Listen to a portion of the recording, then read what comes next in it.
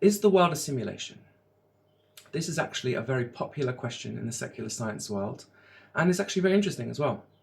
We are able to make amazing simulations ourselves of reality, like in video games, for example. So what's to say that we're not actually living in a simulation ourselves? Like the famous movie The Matrix, perhaps we're all hooked up to some alien computer, and the world is just a program running in our brains, and we can't tell.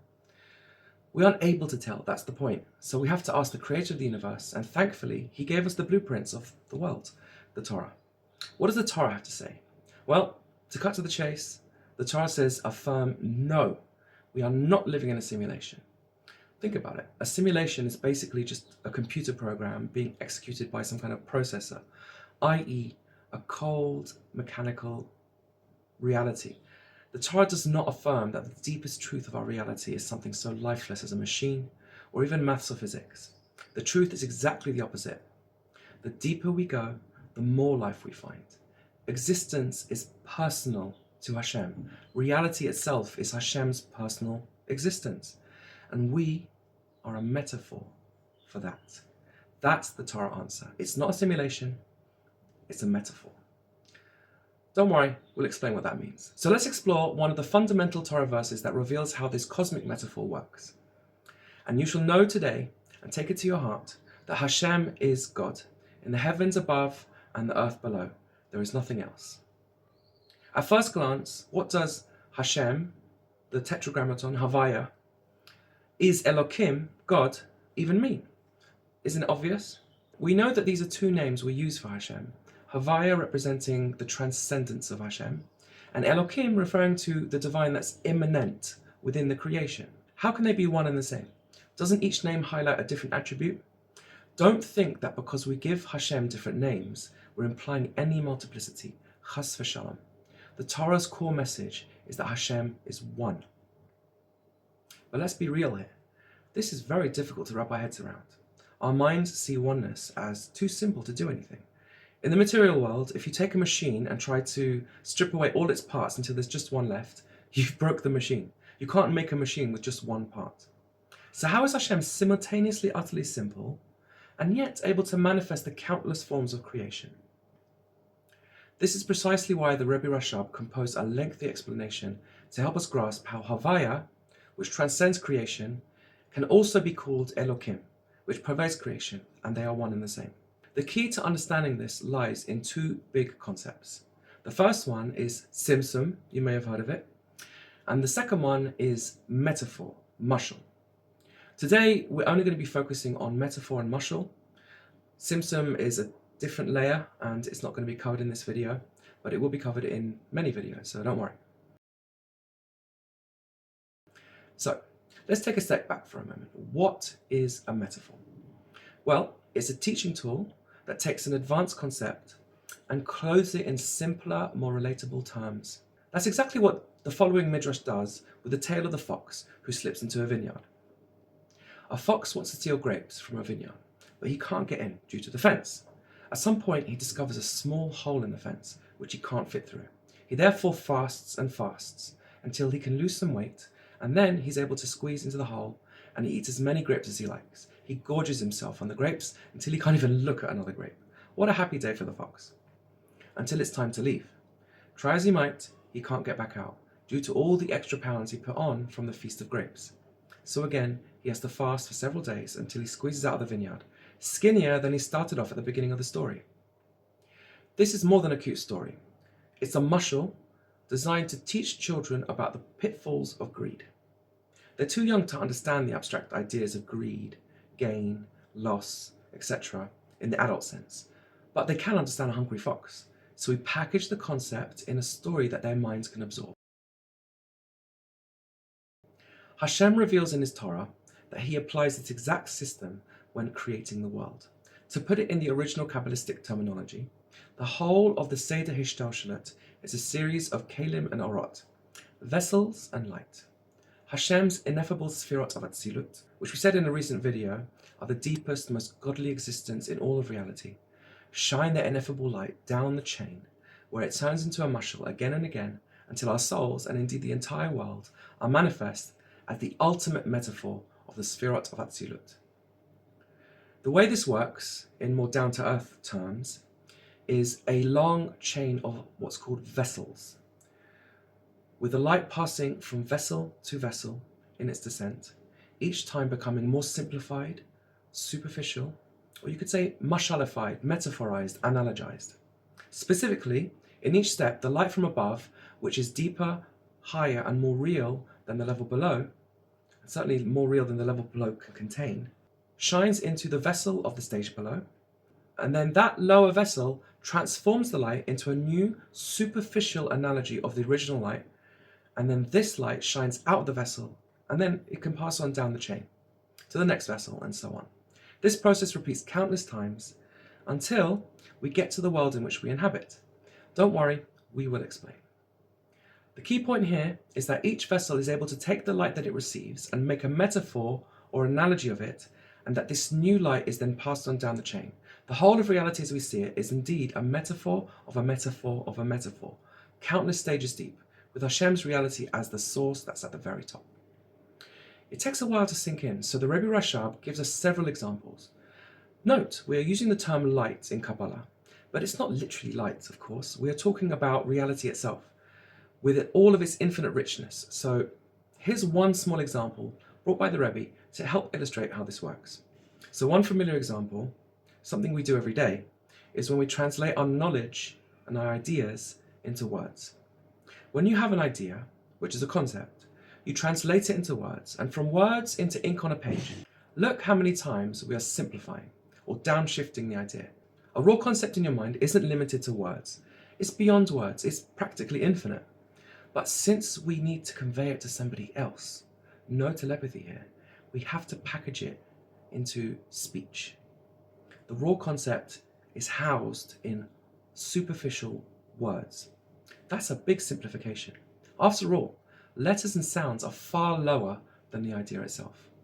And then, when you write the words down, you're pushing them even further down the ladder. Now they're just ink, shaped into letters on a page. Atoms of ink forming shapes representing letters, that represent sounds, that represent ideas. If you think about it, that's an incredible descent. And yet somehow, these mundane atoms do the job of carrying profound concepts. So let's recap. So far, we've seen how metaphor is used by teachers, by the Midrash, and by even Hashem himself to communicate from the lofty to the lowly. We've also begun to glimpse how the chain of creation works, each level receiving from the one above it, translating it into the next stage below.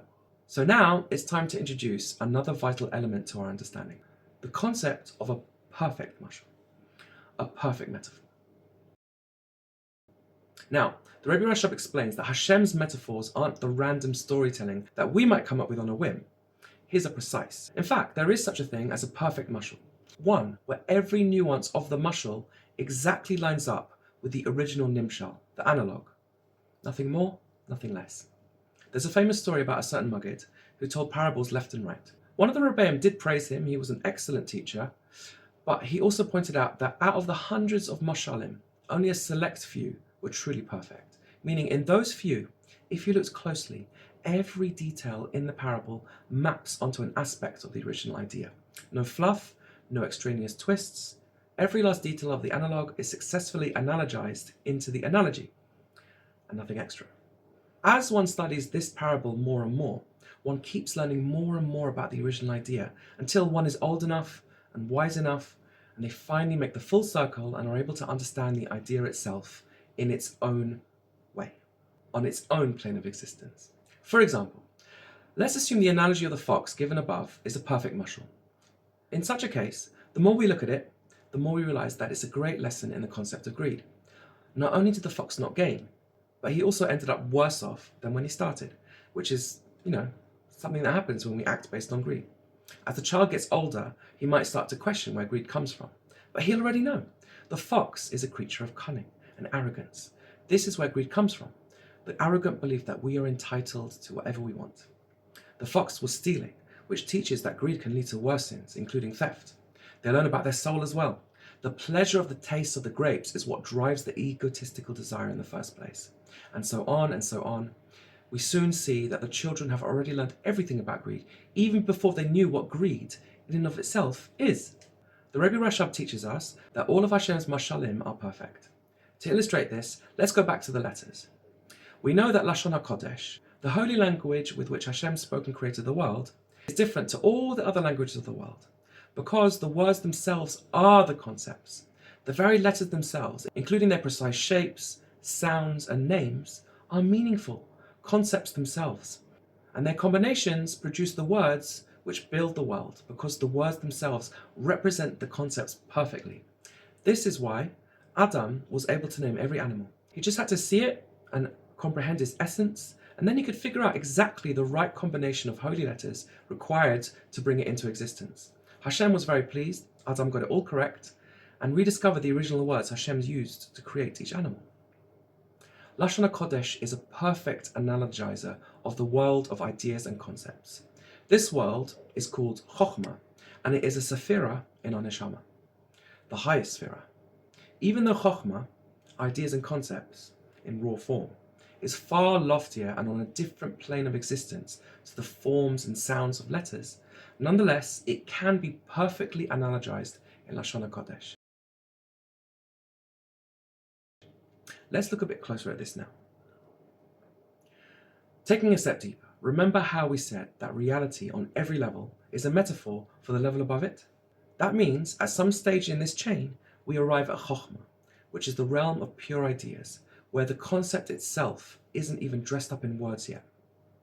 Chokhmah is the part of our intellect that deals in the currency of ideas, in raw form. In our limited human experience, that's the greatest flash of insight we can reach. Concepts in their raw form are almost infinite to us. Indeed, simply having a new idea creates the greatest burst of excitement known to man, due to how bright and brilliant it is. Chokhmah sits at the top of the human soul, and we can feel it ourselves. Our ability to grasp ideas and concepts without words is something that we've not even been able to replicate on computers. We haven't even got an idea of how to begin to figure out how to solve that problem. Indeed, the study of knowledge, concepts, ideas, this has its own field in philosophy, epistemology, given how difficult it is to grasp and grapple with our comprehension. Comprehending how we comprehend, that's a hard problem to solve. Indeed, it's truly miraculous. When I was a kid, I thought about the question, which I think a lot of us did: how are babies able to learn anything? In order to teach a baby a new idea, the baby already has to have some ideas in his head, and then you use those ideas to try to explain the new one. But the baby is born without any ideas in their head. It seems almost miraculous that we're able to do this, i.e. learn from scratch as babies before we even know words, not to mention have a vast well of wisdom and knowledge to draw from. This is all just to highlight just how high and lofty Chokhmah is. And now the catch. From the vantage point of what's above it, that same lofty Chokhmah is actually low. Just as words are a downgrade from an unspoken idea, so too our precious, dazzling insight is a radical downgrade from the hidden levels beyond Chokhmah. To Hashem, there's no real difference between Chokhmah, even the Chokhmah of Atzilut, and a stone. They're both concrete, lowly objects to him. Think about that the next time you have an aha moment. It's huge for you, and yet in the bigger cosmic scheme, it might just be the tip of the iceberg. Ever notice in Torah texts, we'll say, Hashem, so to speak, is in exile with us. Or, he's kiviyachol, feeling our pain. Many people assume we add so to speak to mean that it's not really true. Actually, it's the exact opposite. It is true. The problem is, it's too true for words.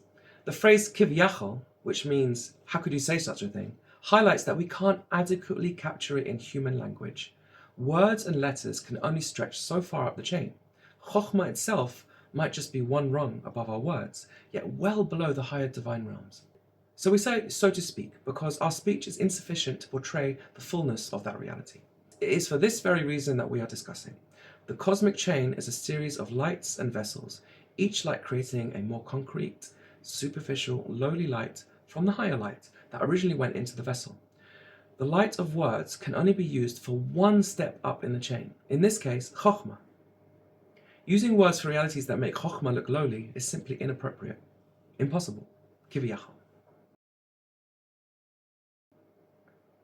Now this segues perfectly into a breathtaking teaching from the Tzemach Tzedek in Derech Mitzvotecha, particularly regarding the Mitzvat Kiddush Hashem and the Issur Chillul Hashem.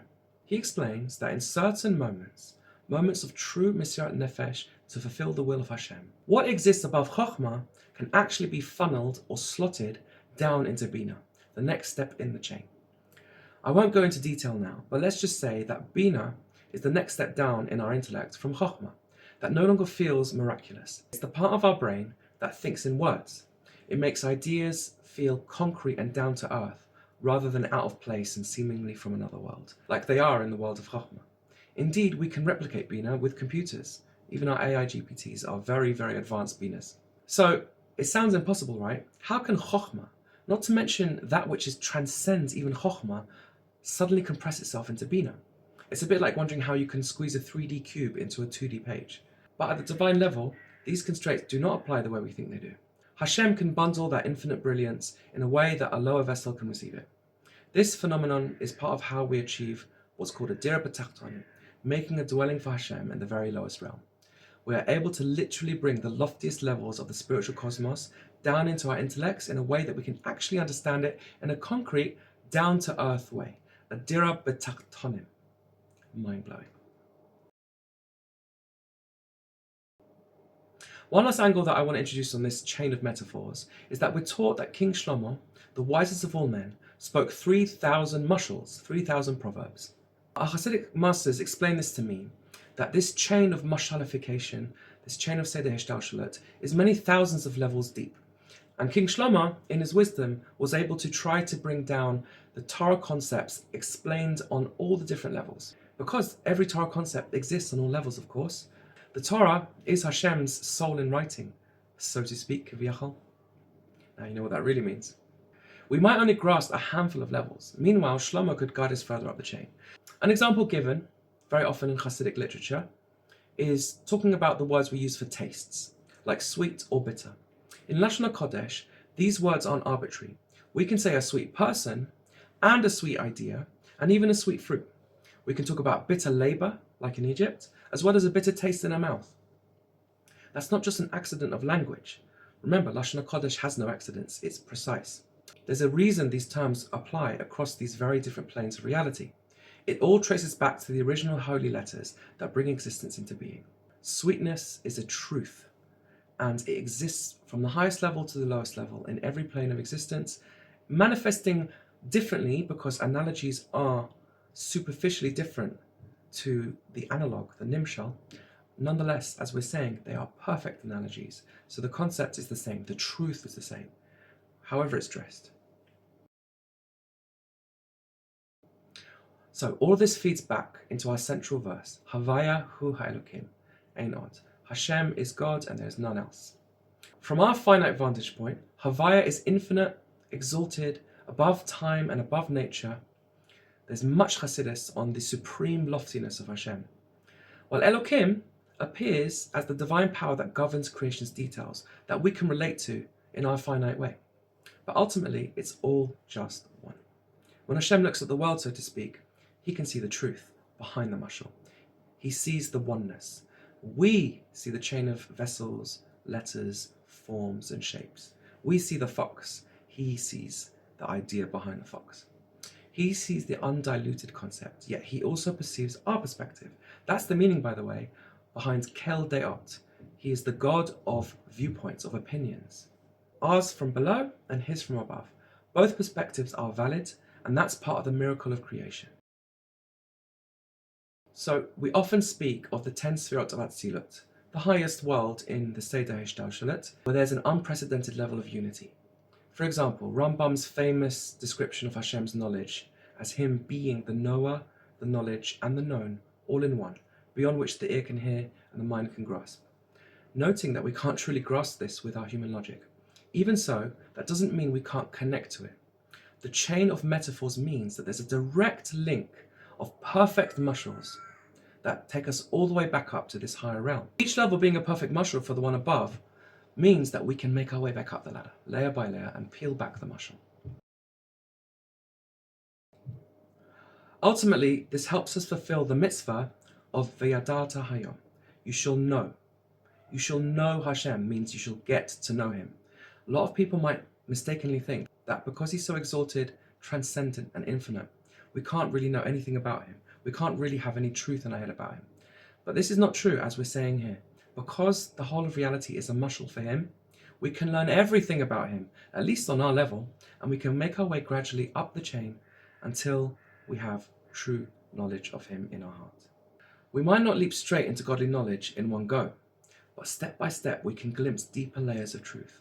No wonder the Tzemach Tzedek brings up the Rambam's formulation. When we realize that Hashem is absolutely one, transcending all distinctions, we see how Havaya Hu HaElokim is the ultimate expression of oneness. Even the highest rung of Chokhmah is dwarfed by what's above it. And yet, in special moments, that even higher level can fit into our lower vessels, transforming us and our lower world in the process. So what's the practical takeaway from this? I'm not into clickbait, as you know, so why am I teaching you this deep idea? Why did the Rebbe Rashab teach us this maimah, especially given all the cautions and very serious nature of teaching mystical ideas to the public? Well, he says it himself in the maimah. The whole point of all this is to inspire us to do the mitzvot. The very reason why Hashem went to all this trouble of creating this mashal is because in this mashal we can learn about him in a self-actualizing way. In heaven, we know all about him and adore him infinitely. Who wouldn't adore the glorious, exalted creator of all, Hashem himself, when they see him? Hashem wants us to come to understand him on our own terms, not by force, and only in this layer of reality is that possible. The layer where he is so hidden behind the mashal, we can make a mistake and think he's not there, and that his ways are not necessarily the truth. Chas v'chalila. Here we are commanded to study the Torah and perform mitzvot, and by doing so, we are able to peel back the mashal ourselves. The reason this works is because the mitzvot are his ways, and in his very essence. In this layer of reality, the mitzvot are in mashal form, and they are physical actions. But that's just the mashal. Because the mashal is perfect, it relates all the way back up to his truth. These are truly his ways, and by performing the mitzvot, we truly connect to his essence down here in this world, by viscerally experiencing his ways through learning and performance. We're able to learn about him in our very bodies and souls, and as we do, as we serve him in this way, we start to see that this is all just a mashal, and step by step we get to truly know him ourselves. Exactly like he wants, because he's romantic. He does not want robots, he wants a partner. Eventually, we see right through the mashal, just like the teacher. So let's circle back to where we started. This is not some cold mechanical simulation, chas v'chalila. It's a living manifestation of Hashem's oneness, so to speak. We inhabit a mashal, a metaphor for the divine, and Hashem, for his part, is intimately involved, seeing both the mashal and the nimshal, the layers of descent and the pure original insight, teaching us with utmost patience until we come to see things his way ourselves. Our daily task is to perform mitzvot and study Torah and discover these layers, deepen our awareness, and build a home for Hashem in the lowest world, until we reach the day where the entire chain of creation resonates with the reality, sees through the mashal, and testifies that indeed, ein od milvado, there is nothing besides